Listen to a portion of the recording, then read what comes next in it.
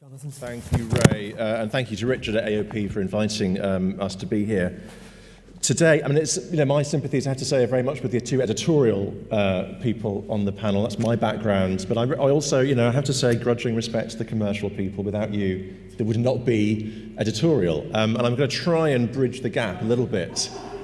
How dare you say grudging? Just respect. I'm only joking. Go on. I remember when I used to work at The Observer, and obviously editorial and commercial lived on completely different floors, and we used to talk about the suits in the lift. That was the only time you saw them, and I think it's a shame that there isn't more interaction actually between the two sides of the media. So look, I would say Impress is the first truly independent press regulator in the UK, and we were confirmed in that capacity 2 weeks ago by the Press Recognition Panel, who did a pretty thoroughgoing audit of our procedures and our constitution and our regulations. We represent about 50 news publications right now across the UK, and that number's growing pretty rapidly. And the vision behind Impress, when we got it off the ground, was a very simple one, and it may sound like a pretty humble one, but it's harder than it sounds. A society that has the right to expect decent standards from the press. Not insanely high standards, but certainly not appallingly low standards either. Decent standards, accuracy, respect for privacy, trying to avoid discrimination, trying to avoid prejudicing trials, basic ethics of journalism that we're all pretty familiar with, certainly those of us who've worked in editorial. The vision also is very much about giving publishers the freedom to report stories in the public interest, trying to avoid stories being shut down by powerful groups or individuals, where people who are harmed by the press can get redress without the risk of huge legal costs, and where independent regulation can try to rebuild a sense of trust that is very sadly lacking, I have to say, between the public and the press, between publishers. Now, a lot of us here are looking for ways to rebuild trust. It's been a really interesting theme of the convention over the last 2 days. Trust with audiences, trust with advertisers, trust with search engines and social platforms. Everyone seems to be looking for trust, and no one seems to quite know where to find it. So I want to talk a bit about the ways in which we believe at Impress we can help journalists and publishers who share our belief that trust is at the heart of a really good user experience. So research shows that at the moment only about 25% of the British public trust journalists to tell the truth. You might think, well, that's okay. We rate higher than politicians. But we're below bankers and lawyers, and we're way behind doctors and teachers and people who the public just think are instinctively on their side. I think what that rating shows is that the public do not have an instinctive sense that journalists and publishers are on their side. Trust is lower than average among the young, which suggests this is a problem that is only going to get worse. And it exists in other European countries. I mean, people have a healthy skepticism of the press across Europe. Net trust is just below neutral. It's -7. But in the UK, it's -51.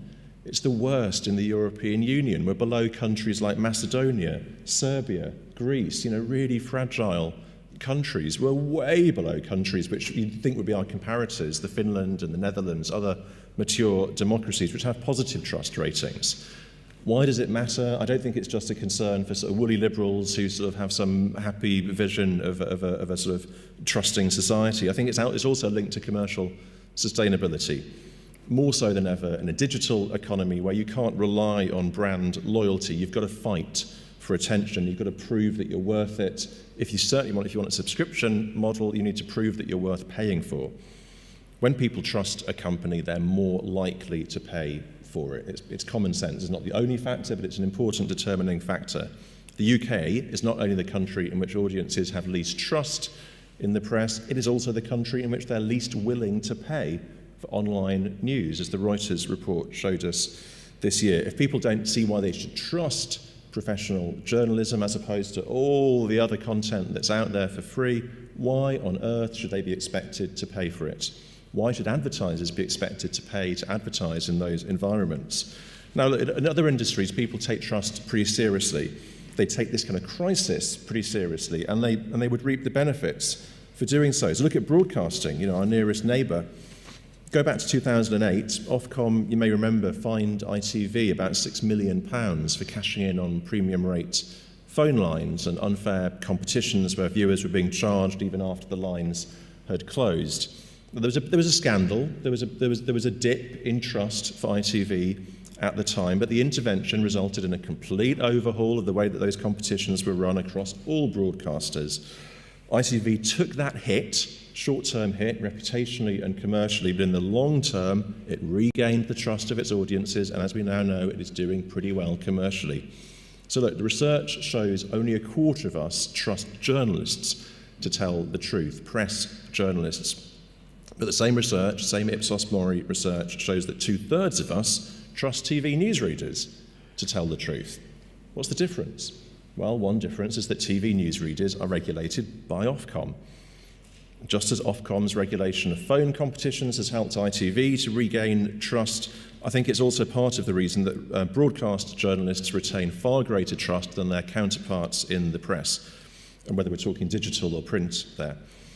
I know investigative filmmakers who talk about Ofcom as a kind of critical friend. They may not love Ofcom, but they do have, again, a kind of grudging respect. They see Ofcom playing a useful role. They think regulation helps them produce better journalism. I was speaking to one friend recently who said that Ofcom actually helped her to dig out bigger and better stories because she was forced to go through the fact-checking hoops. And actually, by doing that, she discovered there was a much bigger story beneath the surface of a particular corporate that she was investigating than she would have known if she'd gone with the story at the premature stage it was otherwise. Because they produce better journalism, broadcast journalists command more public trust. I think it's really simple. You tend to trust people and organisations who are reliable, who are credible, and who don't seem to be putting their own interests before yours. Exactly why you trust doctors and teachers. We don't think that TV newsreaders are necessarily sort of angels or virtuous or perfect human beings any more than journalists, but we trust them because we trust the broadcasters as an institution more than we trust the press. It's nothing to do with individual journalists. I was a journalist. I know that journalists work very hard for very little reward, and I know many journalists are really frustrated by this lack of trust and find it profoundly unfair. But it is the reality of where we are now, and I think it's the fault not of journalists but of an industry which has been too happy for too long to sacrifice trust in the pursuit of other short-term priorities, an industry which seems to be often more concerned with its own rights and privileges, about which it is very happy to communicate very noisily, than actually with the interests of its audience. An industry which sometimes seems to take more from society than it is prepared to give back. So how do we turn this round? Well, part of the answer comes from a really surprising place, Silicon Valley. Something called the Trust Project, funded by Google, some of you may have come across this, is looking at what makes people trust some news sources more than others. Google are obviously interested in this because they want to deliver the best possible results for their users. So when they've asked audiences, they've run all sorts of polls and focus groups across the US. When they ask audiences what makes them trust one source more than another, you start to get some really interesting answers. People talk about looking for a news source that they think is objective, unbiased, which discloses conflicts of interest, which is independent of business or government pressure, and which is consistent and reliable. Now, these are not insanely high standards. They're fairly sort of reasonable things you might expect from a news source. And given time, we might be able to work out whether we think one source is delivering on those values. But obviously, Google doesn't have time. The algorithm has to come to decisions in the blink of an eye.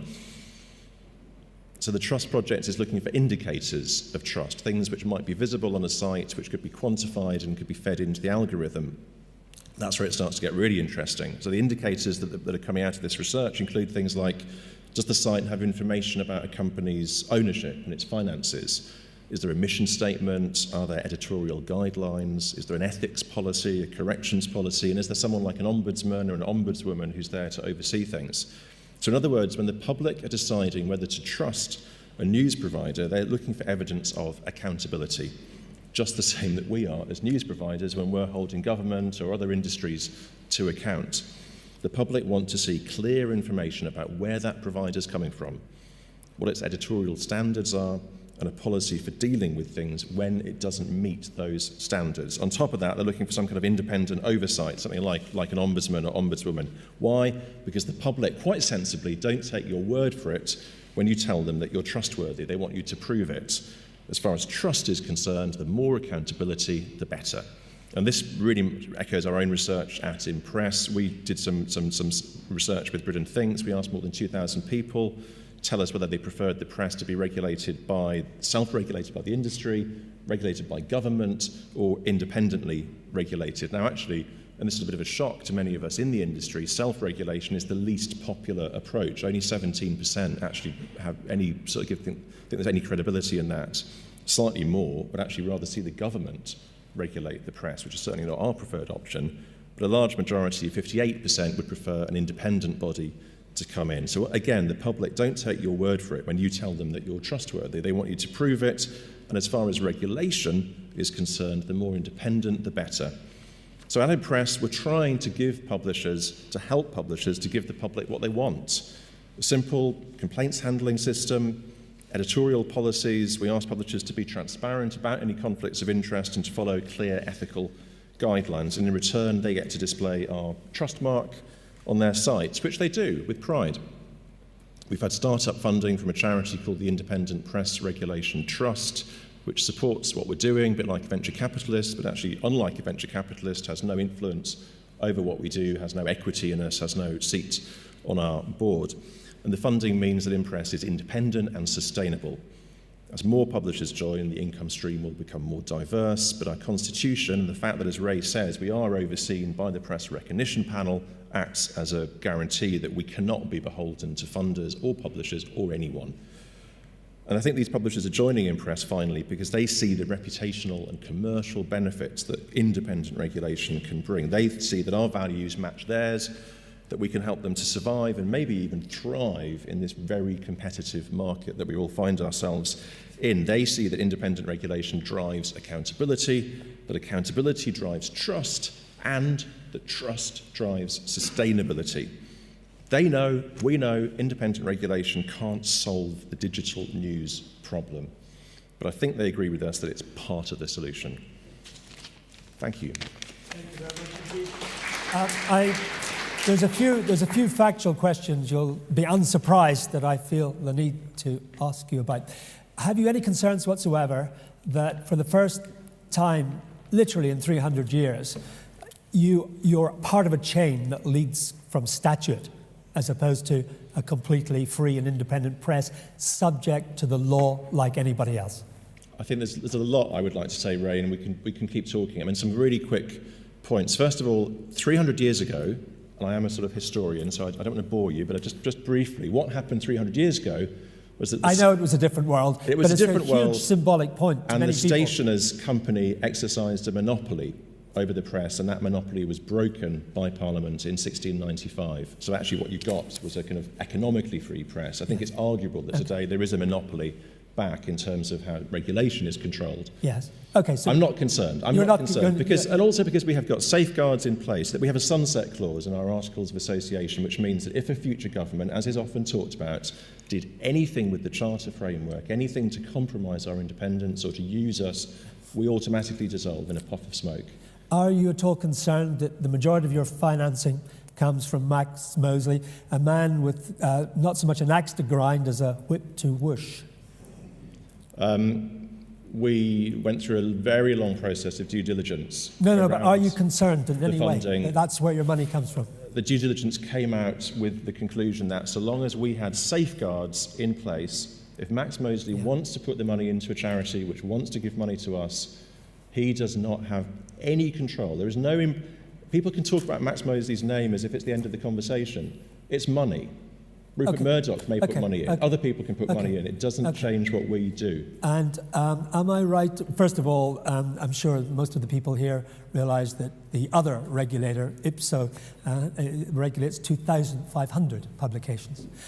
You've got 50. Am I right in assuming that they are small free sheets and blogs, multi-person blogs? You're 50. No, you're wrong about the word blog. The word blog is used as if any website is a blog. It's nonsense. I mean, Evoke that we were talking about just now isn't a blog. It's an online. Do you have a single? Do you regulate a single paid for? Do you regulate a single paid for newspaper? Yeah. Which one? The Caerphilly Observer, I think, in Wales is paid for. There's a number of the papers around the country are paid for. Final question, because I wanted to get more general questions from the floor. Are you in favour of punitive damages for the press. Punitive, by which I mean that if they don't sign up to you, they will have to pay the costs of everybody in privacy and libel cases, even if the publisher wins in court. Something that would just take one such case to put small newspapers out of business. Are you in favour? The Secretary of State has gone for further consultation. What will you be saying to her in that consultation on that issue?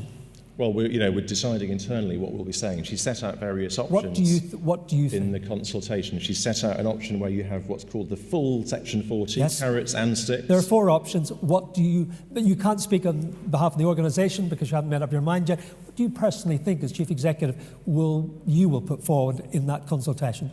We believe very strongly that if you're going to have independent regulation, not mandatory, not government regulation, but independent regulation with incentives, because self-regulation has failed in this country. It hasn't solved the trust problem. There have to be incentives. Those incentives have to be pretty strong. They have to actually exert some pressure. So you are in favour of the implementation of the Leveson penal clauses? We are in favour of effective incentives. The Leveson Those penal incentives clauses. include benefits, carrots for publishers who do deign to join an independent regulator, and sticks, counter-incentives for those who do not. So, sorry, I don't want to be a poor man's Northern Ireland paxman, but I think you've just said you are in favour of those punitive causes, that the publisher, if they're not with a recognised regulator, should pay everybody's costs, even if they Have you win read in Section court. 40, Ray? Sorry? Have you read Section 40 of the Crime and Courts Act? Yes, I had. Right. Well, as you'll know, then it actually sets out a number of caveats around how the incentives apply. The primary one is that it has to be just and equitable. There's not a single reference in any editorial in the Mail or the Sun or the Express to that really important caveat, which ensures that even if they came in full, and I'm not saying that's what we're calling for, because as I said, well, I'm sure Sir Alan Moses, retired High Court judge, has read the section, and he thinks it would be absolutely horrendous if it was ever implemented. Anyway, and I think we've thoroughly aerated Impress, and thank you very much for putting such a robust case on its behalf.